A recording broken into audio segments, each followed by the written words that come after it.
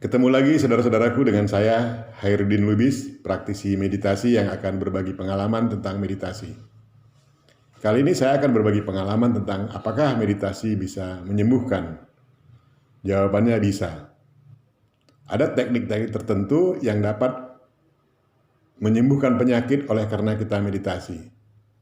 Tentu tekniknya tidak bisa dilakukan secara instan, begitu juga dampaknya. Kita harus belajar, berlatih. Insya Allah kita akan mendapat penyembuhan dari perlakuan meditasi.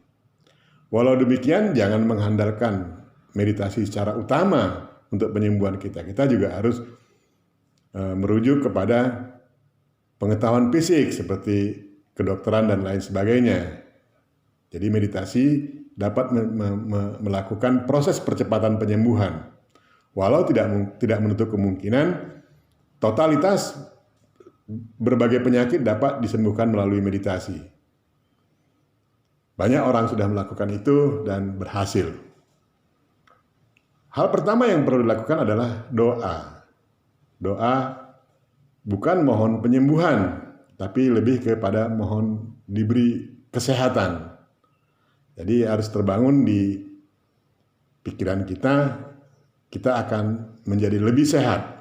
Bukan sembuh, karena kalau sembuh masih ada ikutan kalimat yang sakit, karena sakit ini. Jadi minta lebih disehatkan, minta sehat. Hal pertama yang dilakukan, ya biasa, kita happy dulu lah.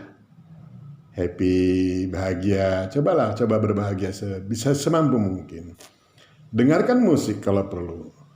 Pilih musik yang membuat selalu kita menjadi tenang oleh karena musik itu. Musik apa saja bisa diperdengarkan.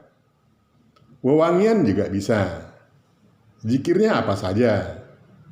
Asal kita bisa memahami apa yang kita lapaskan. Dan jangan lupa lapaskan hingga terdengar oleh telinga zikir-zikirnya nanti. Begitu juga dengan doanya.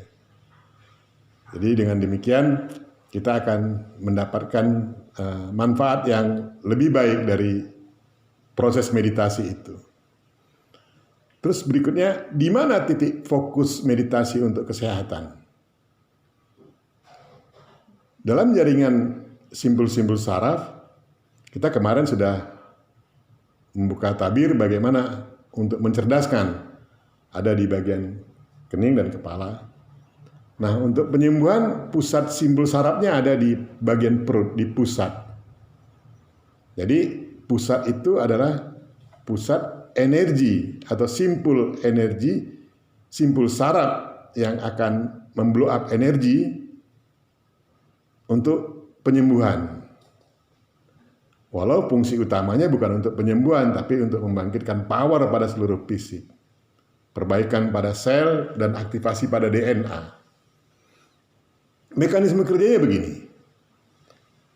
Kita berdoa, terus setelah masuk kontemplasi, kita minta untuk dikuatkan power kita. Kuatkan dulu power kita. Fokus penguatan power ada pada pusat. Kita mintakan kuat power kita.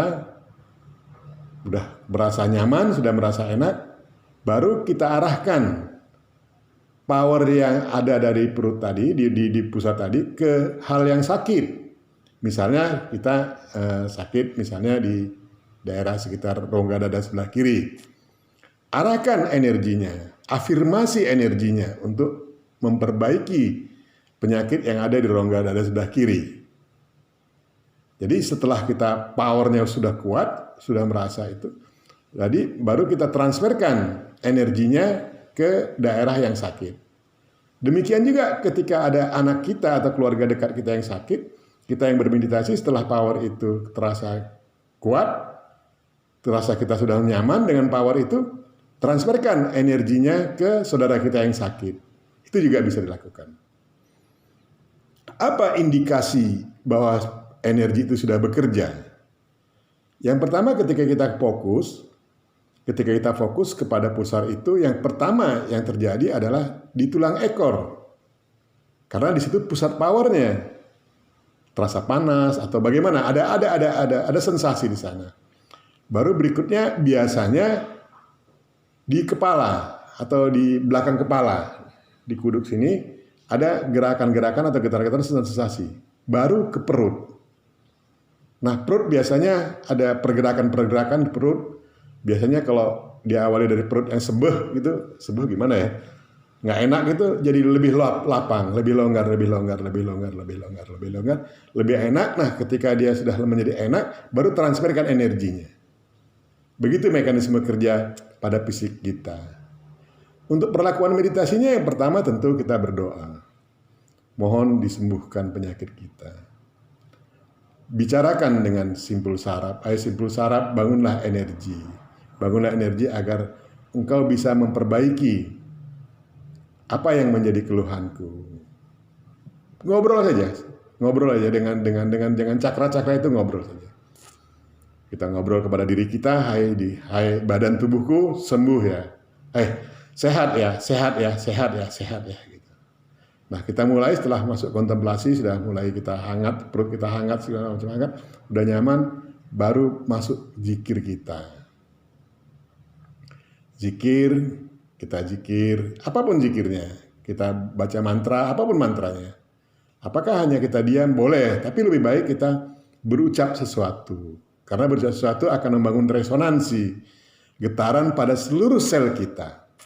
Sehingga proses percepatan penyembuhan akan lebih terasa. Jadi dengarkan oleh telinga, jangan diam. Begitu juga dengan doanya dan segalanya. Jadi kira-kira begini urutannya. Yang pertama berdoa. Yang pertama tenangkan diri seenaknya. Mau duduk, mau tiduran, mau bagaimana seenaknya. Tenangkan diri. Sudah tenang, kira-kira tenang, baru masuk doa.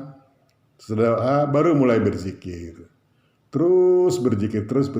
Rasakan energinya. Ikutin pergerakan energi itu. Nah, ketika kita sudah merasa mantap untuk mentransferkan energinya kepada hal yang sakit, yang dirasa sakit, atau indikasi sakit yang dinyatakan oleh dokter atau kita rasakan, maka kita transferkan ke sana. Terus lakukan. Tentu hal ini tidak bisa dilakukan secara instan, tapi harus berhari-hari. Jadi sabar, paling tidak nanti ada jalan keluar yang lain selain meditasi untuk dapat kita pulih dari penyakit kita. Terus lakukan. Waktunya bebas. Mau pagi, mau sore, mau siang bebas. Tergantung kesempatan kita. Seenak-enaknya aja. Kalau terjadi pergerakan, ada sensasi pergerakan pada tubuh kita, ikuti saja. Tapi kalau kira-kira sudah terlaluan, ya hentikan meditasinya. Ulangi lagi boleh. Nah, jangan merasa kita tidak bermeditasi ketika kita tertidur, apalagi sakit. Bersyukurlah orang yang sakit bermeditasi terus tertidur.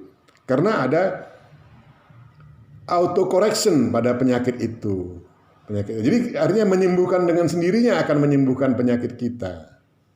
Pada saat kita tertidur, itu kan pikiran semua tertidur. Jadi fisik kita sedang diperbaiki oleh energi itu. Bersyukurlah kalau bisa tertidur.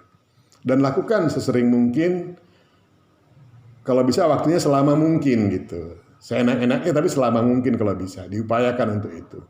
Dicari tempat yang betul-betul nyaman untuk kita bisa meditasi tidak terganggu. Saya pikir saudara-saudaraku bisa mencobanya dan sampai ketemu besok dengan materi yang berbeda. Sampai jumpa, tetap sehat dan bahagia.